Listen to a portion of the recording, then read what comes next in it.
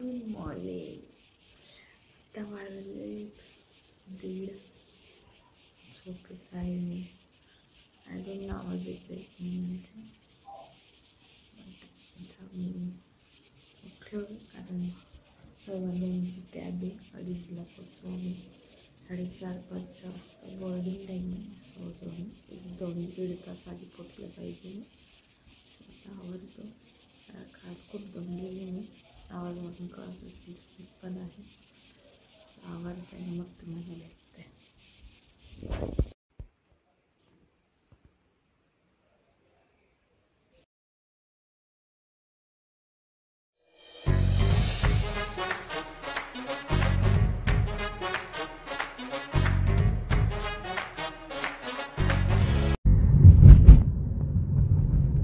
रात के 2:30 बजे.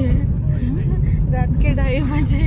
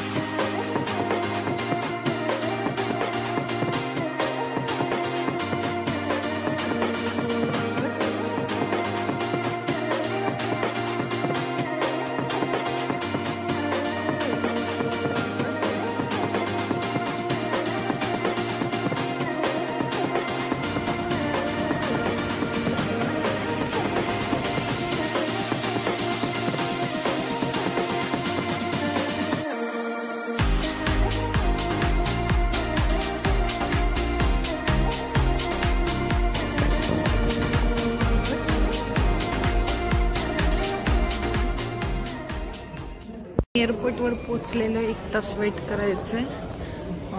5:30ची फ्लाईट आहे. सो 1 आवारमध्ये बोर्डिंग स्टार्ट होईल. So hope for the best. Boarding start झाली आहे.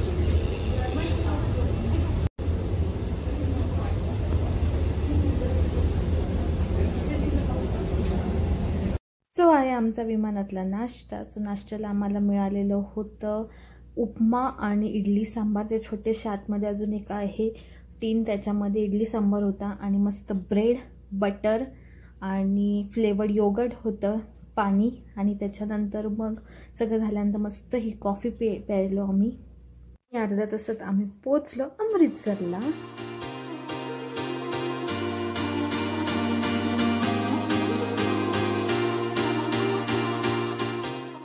एअरपोर्टपासून आम्हाला अर्धा तास लागला हॉटेलला पोचायला. गोल्डन टेम्पलच्या एकदम जवळ होतं.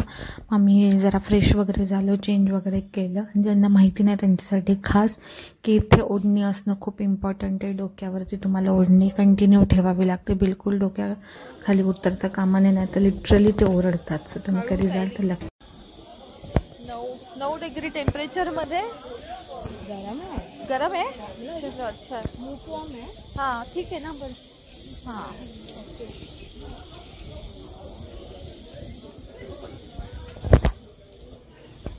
मग आम्ही चप्पल वगैरे बाहेर काढून ठेवली आणि आत गेलो. आत गेल्यानंतर आम्हाला कळाले की हे गोल्डन टेम्पल नाहीच आहे. हे बाहेर दुसरी गुरुद्वारा होती तिथे आहे. मग आम्ही तिथले आधी दर्शन घेतलं. आलो म्हटलं तर दर्शन घेऊयात. दर्शन वगैरे घेऊन गोल्डन टेम्पलच्या इथे निघालो. असं सगळं डेकोरेशन केलेलं होतं. समोरच गोल्डन टेम्पल आहे.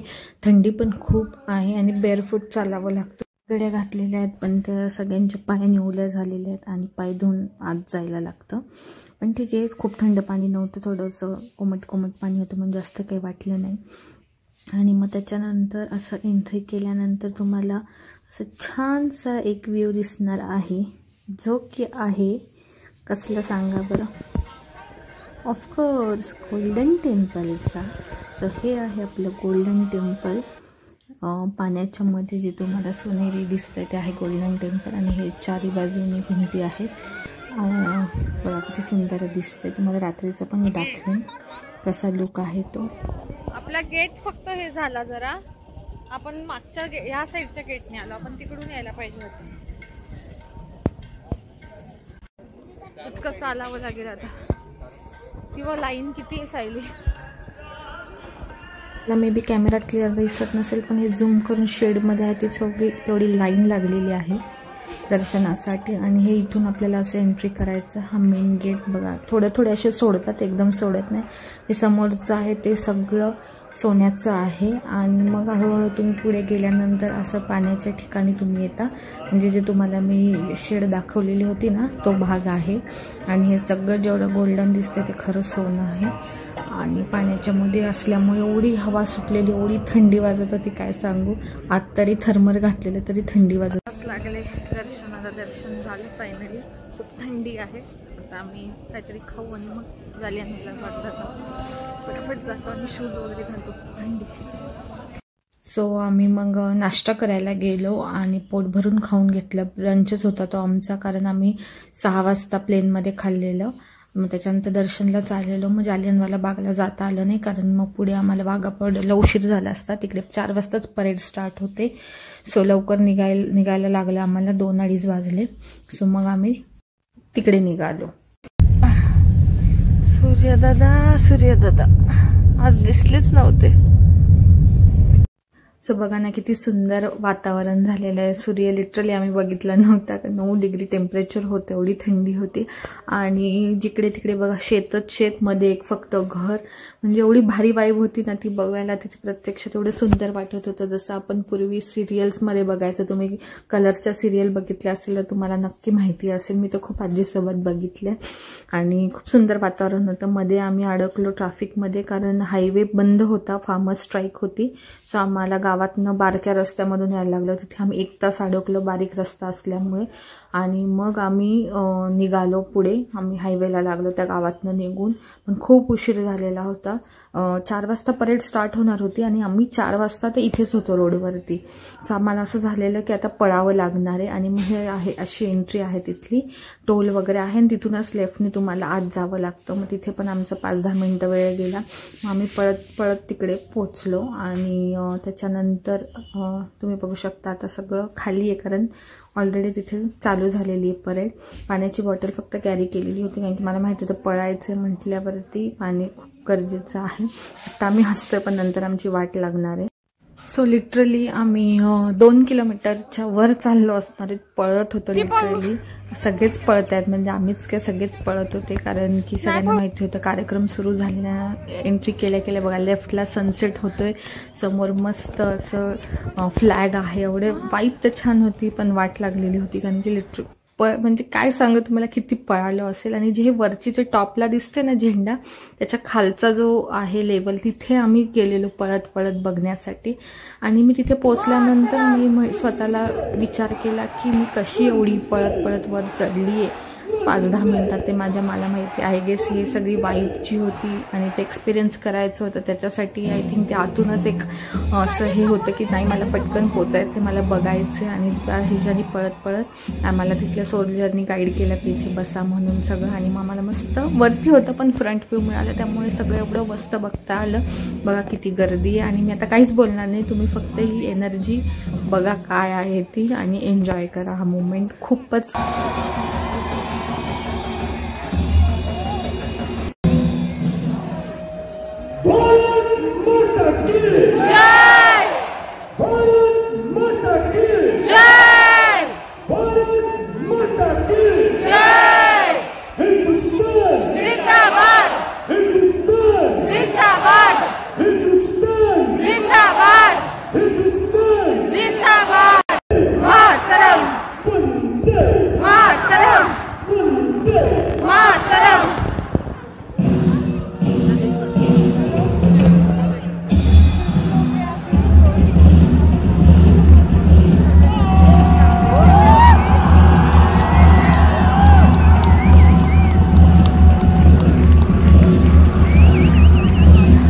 हे समोर दिसते क्रेन वगैरे, तिथे काम चालू आहे, ते पाकिस्तान आहे। तुम्ही फ्लॅग वगैरे बघू शकता। तिथे एकच स्टँड होता, कारण की त्यांच्या स्टँडचं काम चालू आहे। सो तिथे काही जास्त गर्दी नव्हती, पण आपल्या साईडला खूप गर्दी होती, इंट्रोज पण खूप होता, जसं तुम्ही बघितलं असेल।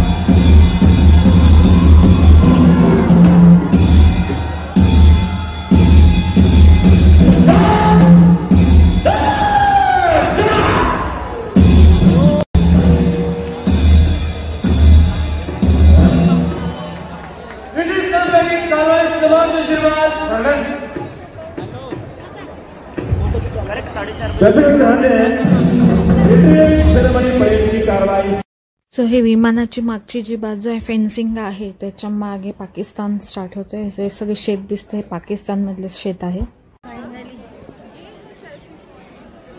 सो बघा झेंडा किती मस्त दिसतो असं वाटणार नाही रिअली, कारण बॅकग्राऊंडला जो तो कलर आलेला आहे स्कायला सनसेटचा, आणि तिथे तो झेंडा फडकतो. एवढी मस्त वाईब होती आणि एवढं मस्त वाटत होतं ना तिकडे. सो मग आम्ही 6:30-7ला पोचलो अमृतसरला. मग आम्हाला मार्केट फिरायचं होतं, तिकडे आम्ही शॉपिंग करायला निघालो. सो साईली आणि सिद्धी शॉपिंग करत होते, तोपर्यंत मी आणि अश्विनी कॉफी प्यायला निघालो. आम्हाला कॉफीची क्रेविंग होत होती. सो जवळच ब्रदर्स का ढाबा आहे, तिथेच आम्ही जेवायला येणार आहोत. तिथे क्रिसमस थीम बघा केलेली आणि खूप ऐकली या ढाब्याबद्दल. सो आधी आता आम्ही कॉफी पितो, थोडी शॉपिंग करतो आणि मग जेवायला इथेच येणार आहोत. सो आम्ही आलेलो आहे जेवायला. मस्त आम्ही त्यांच्या सजेशनने थोडं आमच्या ह्याने आम्ही मागवलं आहे. मक्के दी रोटी, सरसों का साग, कुलचे, छोले, पनीर कुलचे, असं बरंच काही खूप सारं. आणि एवढं ठुसलं आम्ही की लिटरली म्हणजे तशी भूक पण लागली नाही. आम्ही काहीच खाल्लं नव्हतं. दुपारी तुम्हाला दाखवलं तेव्हा जेवलेलो, त्याच्यानंतर काहीच नाही.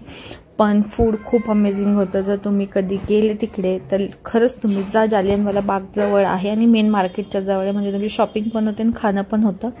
सो एकदम बेस्ट फूड आहे. मी तर रिकमेंड करेन. आम्हाला सगळ्यांना खूप आवडलं, पोटभर खाल्लं आणि बिल पण काही खूप जास्त नव्हतं झालं आमचं एवढ्या गोष्टी मागून पण. सो एकदम रिझनेबल रेट आहे. आवडेल तुम्हाला पण. आम्हाला तर खूप आवडलेलं आणि आम्ही तिथलंच ऑथेंटिक सगळं खाल्लेलं, कुलचे वगैरे आणि सरसों का साग वगैरे. कारण की जर आपण तिकडे चाललोय तर आपल्याला म्हणजे आपण नेहमीच जे खातो त्याच्यापेक्षा आय थिंक डिफरंट खाल्लं पाहिजे. स्पेशली तिथलं क्विझिन खाल्लं पाहिजे. टेम्पलच्या बाहेरचा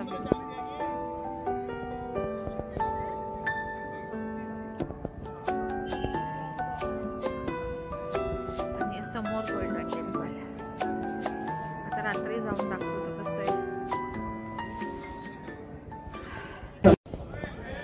सो गोल्डन टेम्पलच्या बाहेरच आम्ही आता रात्रीचा व्ह्यू दाखवते तुम्हाला मी कसा आहे तो. सो आणि फिगर आउट करतो कुठून जायचं आहे, कारण की आम्हाला हॉटेल जवळ पाहिजे. तर त्या गेटने जाऊ म्हणजे आम्हाला परत बाहेर पडायला सामान पाहिजे. माझे सुन्न पडले, not sure. Imma Imma oh shit, अरे देवा. ते काय बोलले, कुठे मिळेल ते डोक्यावरचं? मला मे बी मागून आवाज आला असेल तो ते आम्हाला सांगतायत की तुम्ही डोक्यावर बांधल्याशिवाय जाऊ शकत नाही. त्यांना वाटलं आम्ही तसंच आत चाललोय.